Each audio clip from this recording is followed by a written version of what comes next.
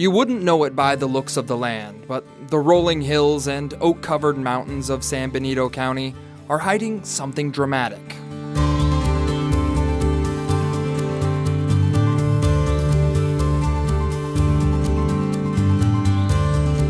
This place looks a lot different than outside of the park. Yes, it sure does. Yeah, you're not going to find anything in the surrounding area that looks like this.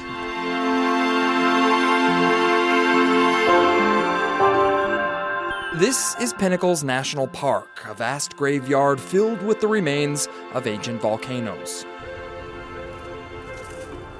Many, many volcanoes. It wasn't just one big super volcano, but lots of different volcanoes erupting at different times, very explosive.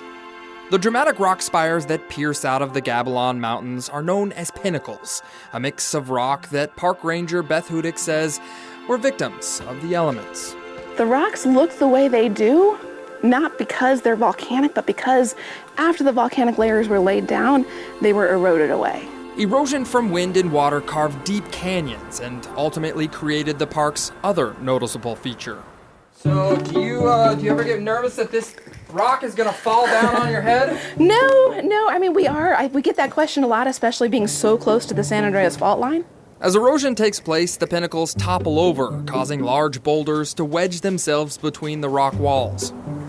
It's one of the weird caves that is not underground. Okay. Oh. It kind of is counterintuitive to think, well, a cave has to be underground, but this is a different kind of cave. More like a boulder tunnel. Yeah.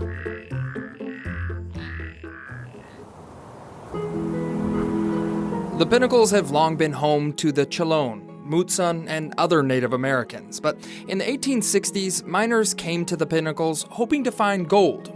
They didn't, so instead they turned this place into a tourist attraction, giving early settlers tours of the pinnacles. So it's a real cave. It's a little bit of a tight squeeze in some of these spots here. Thanks to grassroots efforts by local farmers, the Pinnacles became a national monument in 1908, then later a national park, which helped protect a number of endangered species, including the California Condor. We came very, very close to losing them forever. In the 1980s, 1982, there were only 22 birds left in the entire world in the wild population. Lead poisoning from ingesting bullets and other ammunition is still the leading cause of death to condors.